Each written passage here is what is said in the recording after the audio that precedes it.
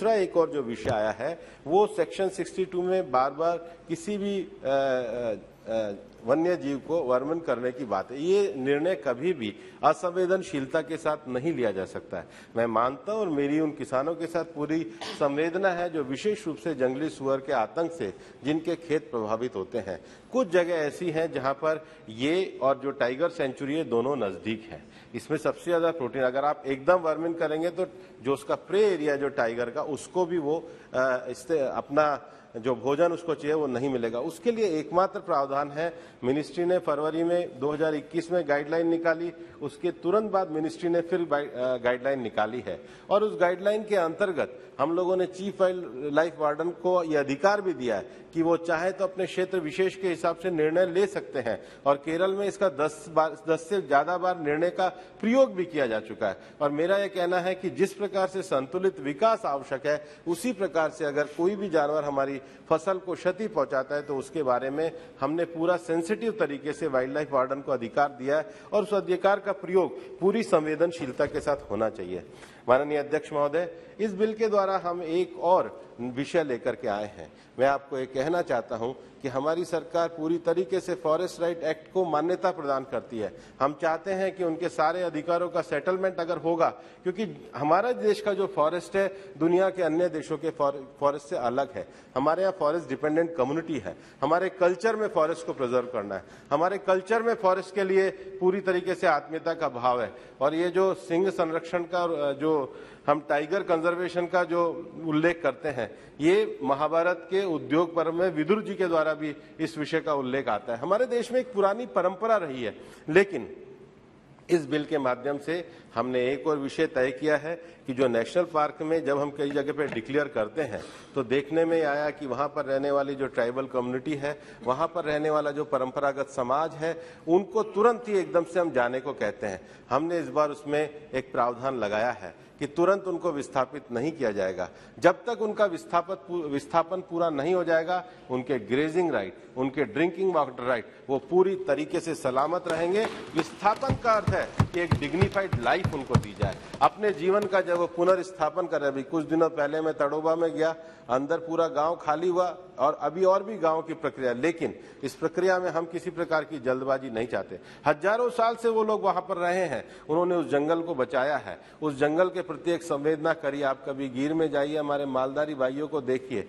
हम जिस जगह पे रह नहीं सकते वहां पर वो शेरों के साथ उनके रहने का एक तादम्य का उनका एक जीवन है। हमारे सरिस्का में जाइए, सरिस्का में हमारे जितने भी गुर्जर समाज के, मीना समाज के गांव है, मैं उन सब गांव में घूमता हूं। लेकिन हमारे विस्थापन का अर्थ है कि उनके परंपरागत जो राइट्स है उनको हम एक कैंची के साथ नहीं काट सकते, एक कैंची के साथ उद्घाटन नहीं कर सकते। वो उनकी जीवन शैली है। हम उनको निश्चित रूप से एक सम्मान पूर्वक जीवन देना चाहते हैं। तब तक उनके ड्रिंकिंग और गेजिंग राइट, उनके चारागाह के जो राइट हैं, इस बिल में हमने, ताकि फॉरेस्ट विभाग के साथ किसी प्रकार का कन्फ्लिक्ट ना है। क्यों? क्योंकि ये सरकार प्रधानमंत्री नरेंद्र मोदी जी के जो निर्देशन में चलती है, उसका सबसे पहला जो कार्य है वो गरीब के हितों की रक्षा, गरीब का कल्याण और इस देश के वनवासियों के जीवन में संवर्धन और सुरक्षा लाना, ये हमारी जिम्मेदारी और दायित्व रहता है। हमारे काफी सारे माननीय सदस्यों ने बहुत सारे विषयों को अपने अपने तरीके के माध्यम से रखने का प्रयास किया। हमारे जो शुरू करा था वो शुरू हमारा प्रद्युत बारदोलाई जी ने किया था, वो यहाँ पर बैठे हैं। निश्चित रूप से मैं आपको ये कहना चाहूंगा कि आप जो बार बार और भी 2-3 सदस्यों ने जो जामनगर के ट्रस्ट का विषय उठाया, मैं आपको केवल इतनी जानकारी देना चाहूंगा। कर्नाटक हाईकोर्ट का एक जजमेंट आया है जिसमें उन्होंने रेगुलेशन को मान्यता दी है। बाद में सुप्रीम कोर्ट में भी एसएलपी फाइल हुई है। सुप्रीम कोर्ट की एसएलपी ने भी कर्नाटक के जजमेंट को अपहोल्ड किया है। और यहाँ पर जब स्टैंडिंग कमेटी के सामने भी ये विषय गया था, विशेष रूप से हाथियों को लेकर के विषय गया था, तो मैं यहाँ ये बताना चाहूंगा कि इस देश में एक धार्मिक और सांस्कृतिक परंपरा रही है। हमने अगर हाथियों का पालन किया है तो हमने उसको सम्मान के साथ किया है। केरल से लेकर के बाकी सारी जगहों पर हमने हाथियों को अपने जीवन शैली के साथ अपनाया है और इसलिए हमने वाइल्ड लाइफ एक्ट में किसी भी प्रकार के कन्फ्रंटेशन को मना किया है। रेगुलेशन सेंट्रल बोर्ड के द्वारा किया जाएगा, लेकिन जो हमारी परंपरा है, हमारी सांस्कृतिक परंपरा है, उसमें हम हाथियों के संरक्षण को उसी प्रकार से यथावत जारी रहेंगे। केवल रेगुलेशन रहेगा, ये हमने निश्चित रूप से किया है। ट्रांसपोर्टेशन के विषय को भी किया है और आप तो आसाम से हैं, आप जानते हैं कि हाथी पूरी तरीके से सबसे बुद्धिमान प्राणी है। और इस समय हमारे देश में जो हमारा आपने जो संख्या दी है, मुझे लगता है वो संख्या कम है। अभी तुरंत ही 32वां हमारा जो एलिफेंट का एक और रिजर्व हमने डिक्लेयर किया। टोटल 65,000 किलोमीटर एरिया हमारा हाथियों के लिए है। और मुझे ये बताते हुए खुशी है कि अगर दुनिया के 75% टाइगर जो है वो हमारे देश में है, तो जो 60% एशियाटिक हाथी है वो भी हमारे देश में है। और अगर 100% एशियाटिक लॉयन है तो वो भी हमारे देश में है। हम 130 करोड़ लोगों की जनता होते हुए भी इतने संवेदनशील भारतीय हैं कि हम दुनिया में सबसे अच्छे तरीके से अपने वन संरक्षण का और अपने वन्य जीवों के संरक्षण को जानते हैं। माननीय अध्यक्ष महोदय, मैं निश्चित रूप से मानता हूं कि विकास और पर्यावरण दोनों अपने आप में एक दूसरे के विरोधी नहीं है। समुचित विकास वही कहा जाएगा जो पर्यावरण को ध्यान में रखते हुए विकास हो। और इसलिए विकास के मायने में टेक्नोलॉजी का बड़ा महत्वपूर्ण स्थान होता है।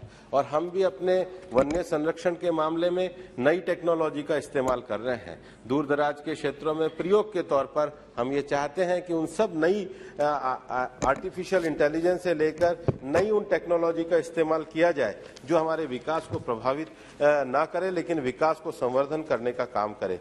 जहां तक हमारे सौगत राय जी ने सुंदरवन के लिए कहा है, सुंदरवन टाइगर रिजर्व के संरक्षण के लिए प्रोजेक्ट टाइगर के अंतर्गत केंद्रीय सरकार द्वारा आर्थिक सहायता प्रदान की जाती है। लेकिन उसकी चिंता अधीर जी आपको करनी चाहिए, क्योंकि वहां पे पैसा पूरा खर्च नहीं हो रहा है। कभी कभी इस बात के समाचार आते हैं।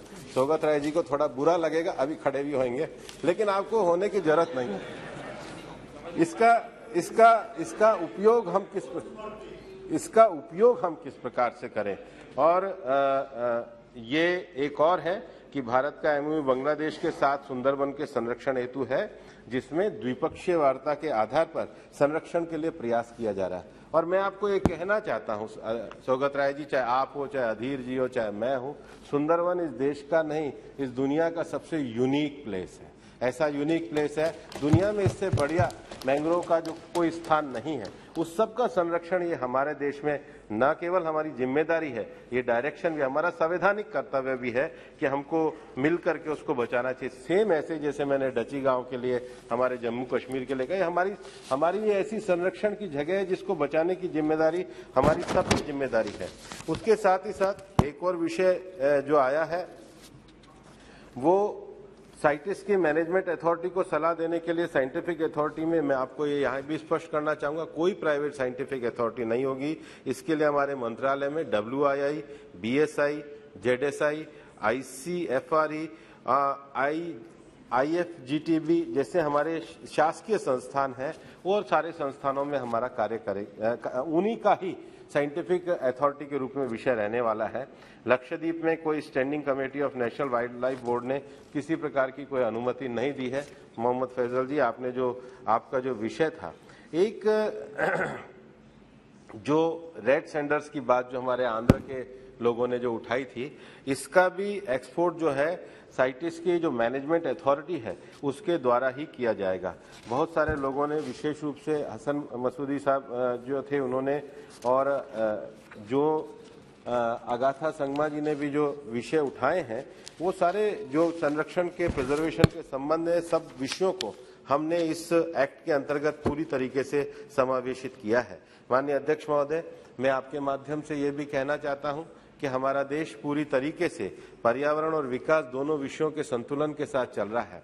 भारत की सबसे बड़ी उपलब्धि ये रही है कि पिछले दिनों इंटरनेशनल फॉरेस्ट्री कॉन्फ्रेंस जो हुई, उसमें पहली बार दुनिया ने भी स्वीकार किया कि जंगल केवल टूरिज्म के लिए नहीं है, जंगल मनुष्य के मन की शांति के लिए भी है। जो बात भारत अपनी संस्कृति में कहता रहा है, वो बात अब आज दुनिया भी स्वीकार करने लगी है।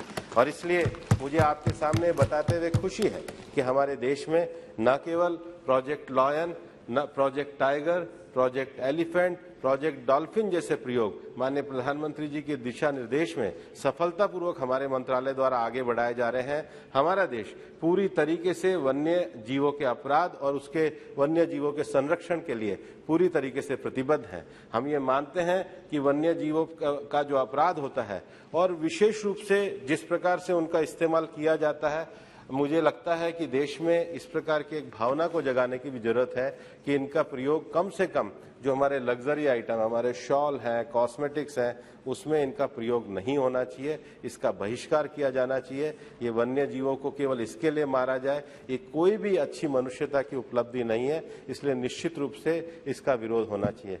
माननीय अध्यक्ष महोदय, लगभग सभी सदस्यों ने बहुत अच्छे विचार रखे हैं। मैंने केवल जो 41 के 41 सदस्यों ने इस बिल का समर्थन किया है, उसमें सरकार की भावना को और माननीय प्रधानमंत्री जी के नेतृत्व में हमारे विभाग के द्वारा जो वन्य जीवों के संरक्षण के लिए कार्य किए जा रहे हैं, उसको सामने रखने का प्रयास किया है। मैं चाहूंगा कि सर्वसम्मति से सदन इस बिल को पास करे, ताकि भारत दुनिया में आने वाले समय में जो वन्य जीव संरक्षण के लिए कार्य कर रहा है, उसको अच्छी सिद्धता के साथ कार्य कर सके। बहुत बहुत धन्यवाद। आपकी किताब तो इतनी मोटी थी, माननीय सदस्यों को लगा कि किताब देखकर ही माननीय सदस्यों को लगा कि बहुत लंबा समय लगना है। सुप्रिया सुले जी।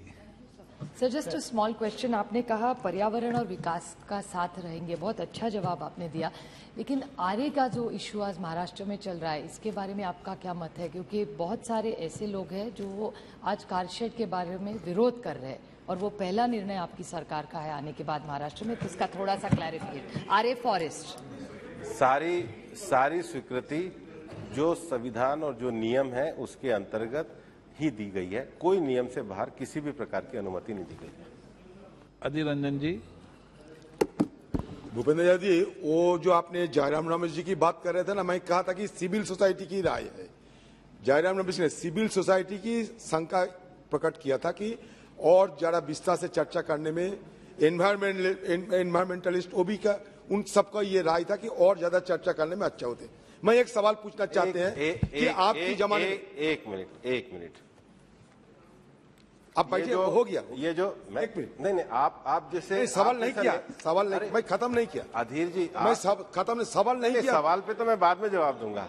मैं बताता हूं, देखिए, स्टैंडिंग कमेटी के सामने WWF, director Bombay Natural History, National Institute of Biological Science ji, ये सारे साइंटिस्ट, आप ये देखिए, खुद स्टैंडिंग कमेटी की रिपोर्ट में देखिए 150 से ज्यादा सोसाइटीज और लोग इंडिविजुअल अपीयर हुए हैं।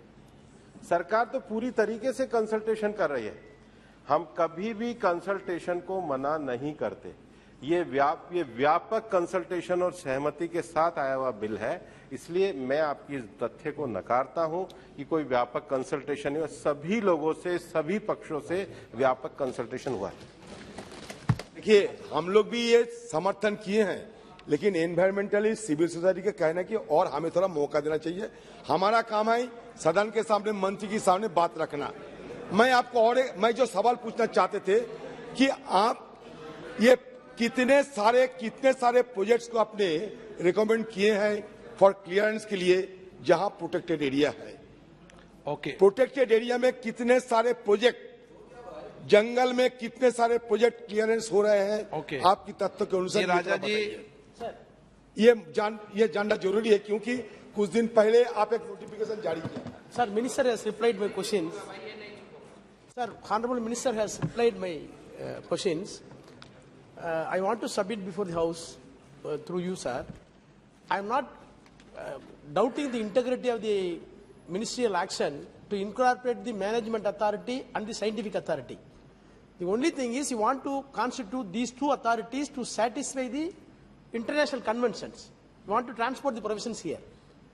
But what is lacking is regional eco requirements, state requirements, Gram Sabha requirements, Panchayat Raj institution requirements. These are all properly reflected in the Act.